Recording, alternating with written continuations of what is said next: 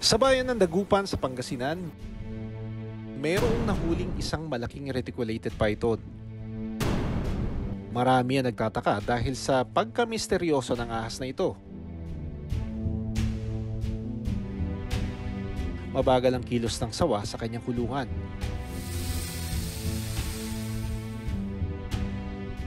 Matamlay at para bang unti-unti na raw nangihina. Punong-puno kasi ng sugat ang kanyang balat. Ang itinuturong dahilan ng mga tagapangalaga ng sawa, nagmula raw ang sugat mula sa tuka ng isang manok. Ang manok na ito ay inilaan nila para maging pagkain sana ng sawa.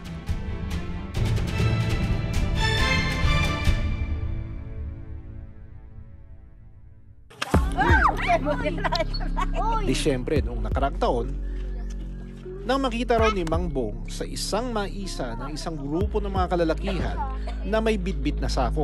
Papabilad ako ng mais sa Barangay Rabago.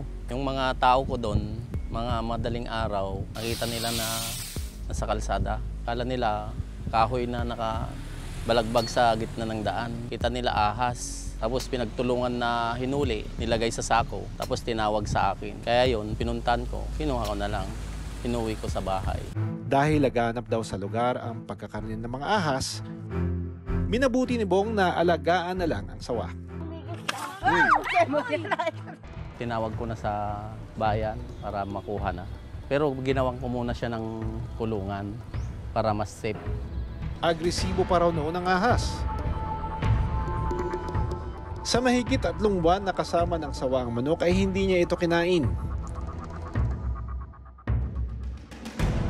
Binisita ko ang sawa na nasa pangangalaga ng Sentro Dagupan. Meron daw kayo ahas dito. Yes, sir.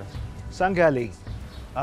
From the information po na natanggap namin, sir, nung last, ito po yung from Rosales po. Rosales? Opo, Rosales, Pangasinan. Ang laki nito ah. Tapos napansin ko, mayroong mga ulcerations dun sa skin niya. Yes, sir. Ano nangyari doon? Bale, sir, naglagay kami, sir, ng food niya po, which is yung chicken po. Maliit pa po siya noong time na yun. Nung lumaki na po yung chicken, parang tinutukan na po niya yung kasi hindi po siya kinakain. Hindi to gawa ng chicken. Kumbaga, ano to eh, parang nakaskas. So upon close inspection, hindi basag yung niya, yung mouth niya. Usually kasi yan, nag-attempt din ba siyang tumuklaw doon sa cage? Hindi po, Hindi sir. naman. Nung nilipatin po naman. Gumagalaw-galaw pa. Opo. This snake is experiencing a lot of stress, no?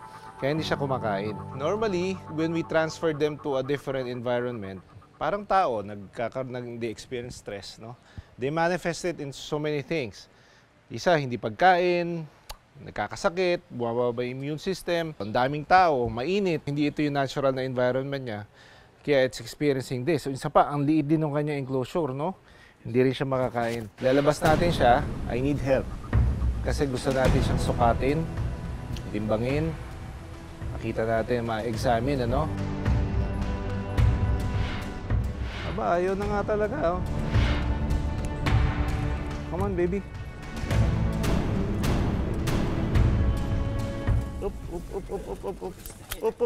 Nawala. Okay. Medyo mahina nga siya, no? Talagang may lakas pa. May lakas pa. Yun. Ayan ang hinahanap ko kanina pa. Ayan na. Ang mga reticulated python, kilala sa pagkakaroon ng aktibo at maangas na behavior kapag nasa wild. So, una kong tinitignan pag ganyan ayaw kumain, yung oral cavity. Kung okay ba, ganda naman. Stress lang talaga, ayaw niya doon sa kanyang environment. Sa patuloy na pag-iimbestiga ko sa kalagayan ng sawa, ang mga sugat nito ay hindi nagmula sa tuka ng manok. Ito yung mga sugat oh. Parang ano to eh, paso.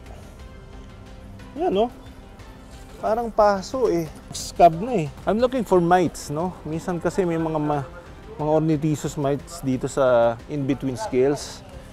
Kokos ng sakit yan eh.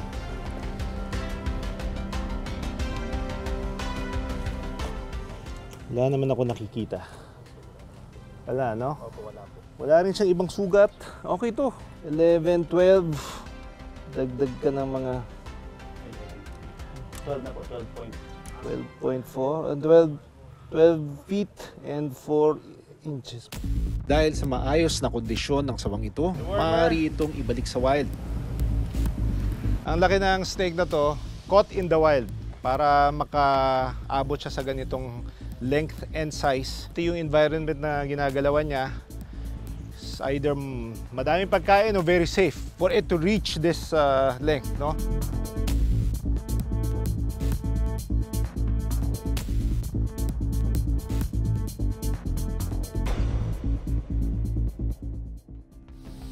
Ayon sa local government unit ng Barangay Rosales sa Dagupan, nabalitaan daw nila ang kalakaran ng pagbebenta ng mga ahas sa lugar.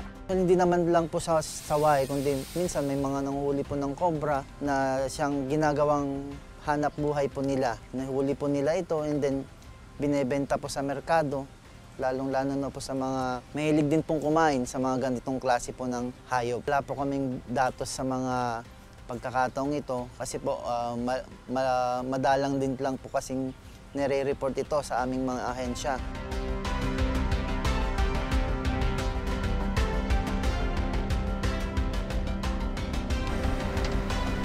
So mula dito, magbabiyahe tayo ng mga 1.5 oras para pumunta doon sa release site.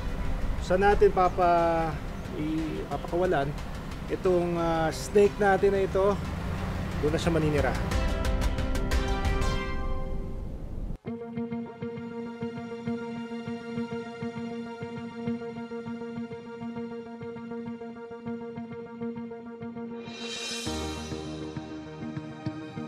Kwento ng staff ng Sentro Dagupan na si Philip, ngayong taon ay sunod-sunod raw ang pag-surrender ng mga ahas sa kanilang opisina.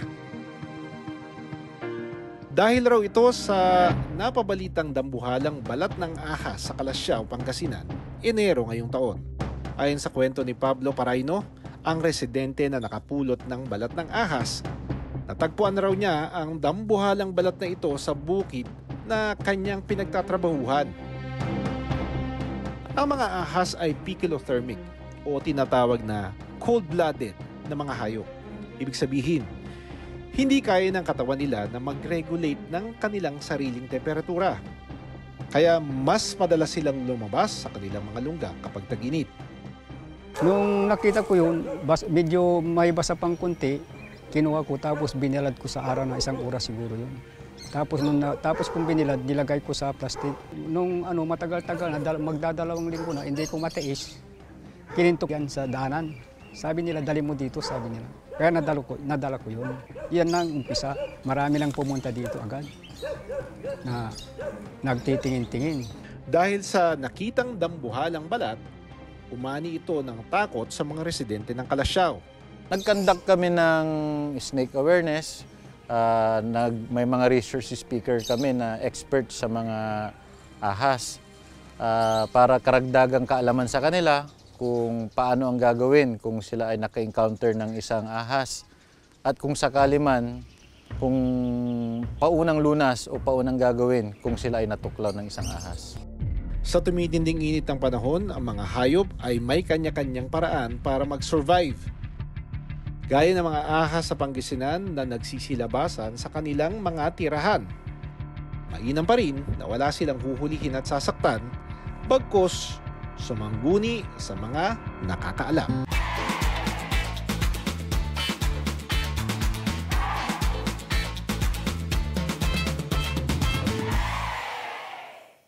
Maraming salamat sa panonood ng Born to be Wild. Para sa iba pang kwento tungkol sa ating kalikasan, mag-subscribe na sa GMA Public Affairs YouTube channel.